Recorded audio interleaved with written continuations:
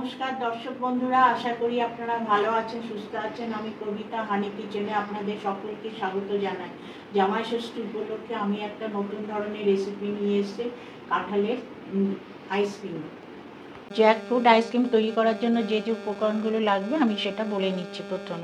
প্রথমে নিয়েছি আমি গোটা 20-25 কাঁঠাল, আর এখানে নিয়েছি আমি হাফ লিটার দুধ, এটা নিয়েছি সামান্য খোয়া ক্ষীর, মিল্ক পাউডার নিয়েছি 2 টেবিল স্পুন, আর এটা হচ্ছে বাদামের গুঁড়ি, কুচনো বাদাম আছে এখানে, এলাচের গুঁড়ো, চিনি হচ্ছে আন্দাজ মতন, কর্নফ্লাওয়ার একটু, আর সামান্য ড্রাই ফ্রুট।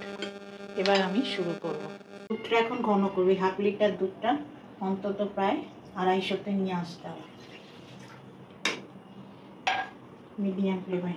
এটা এখন মাঝে মাঝে নাড়তে হয়। এর মধ্যে আমি এই কাঁঠালটাকে মিক্সিতে পেস্ট করে নিচ্ছি। পাল্পটা তৈরি হয়ে গেছে, এখন এর মধ্যে রাখবো। দুধটা নাড়তেই থাকবে। এর মধ্যে দুটো তিনটে এলাচ কুচি দিয়ে দিই, এটা ভালোই লাগবে। পরে এটা ফেলে দেবো।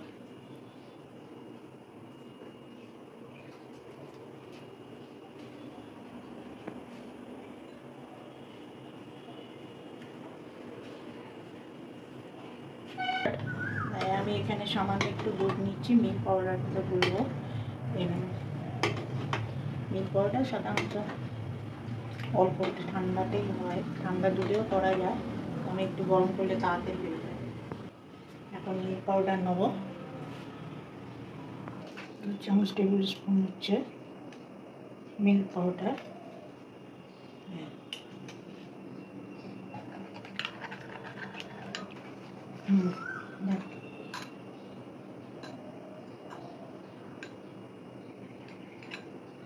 দেখে 1 চামচের মতো কর্নফ্লাওয়ার এর মধ্যে দিতে হবে। চিনিটা ঢালবো এর মধ্যে, চিনি নিয়েছে 1/4, ঢালবো।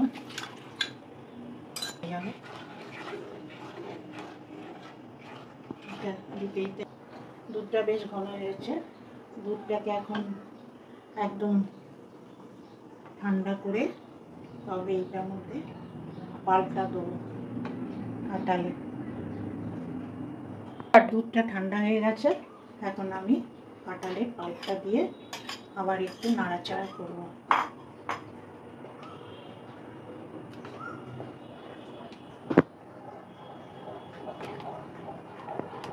নাড়াচাড়া করে এটাকে একেবারে যখন ঠান্ডা হয়ে যাবে তখন ফ্রিজে রাখবো। দুধটা প্রায় ঠান্ডা হয়ে গেছে, এখন এই একটু খোয়া ক্ষীর দেবো। খোয়া ক্ষীরের টেস্টটা খুব বেড়ে যায়, ভালো লাগে। ক্ষীরটা দিয়েছি, এখন একটু বাদাম কুচি দিয়ে দেবো, তাহলে টেস্ট হবে।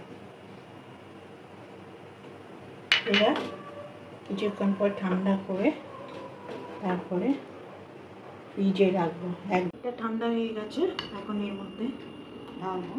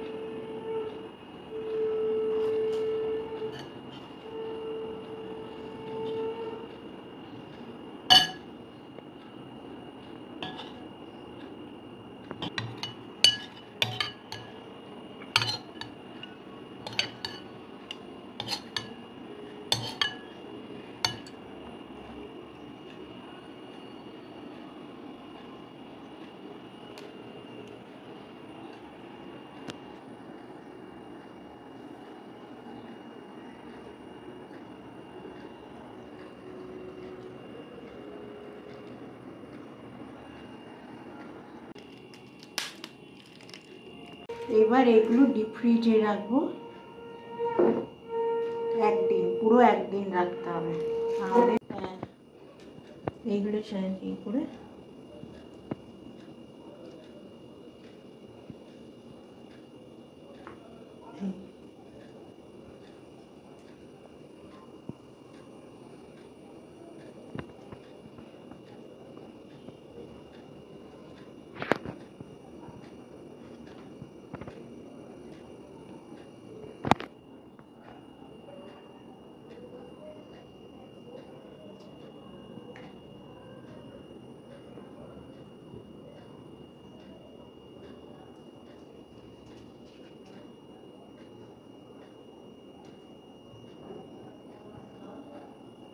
দর্শক বন্ধুরা, আমার জ্যাকফ্রুট আইসক্রিমটা তৈরি হয়ে গেছে। আশা করি আপনাদের খুব ভালো লাগবে।